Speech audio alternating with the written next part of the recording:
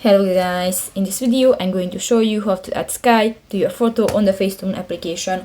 But first of all, I just want to mention, please don't forget to subscribe to our channel, because at 100,000 subscribers we are going to show you our YouTube revenue statistics and growth strategy, how to make money online.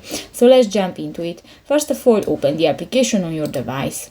So that's the home screen, and you can find the different buttons.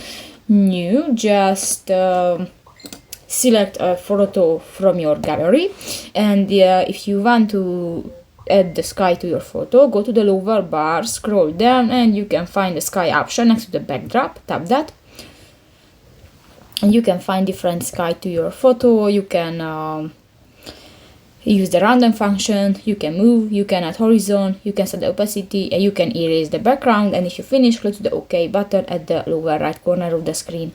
So that's pretty much it for this video, guys. See you in the next one. Bye bye.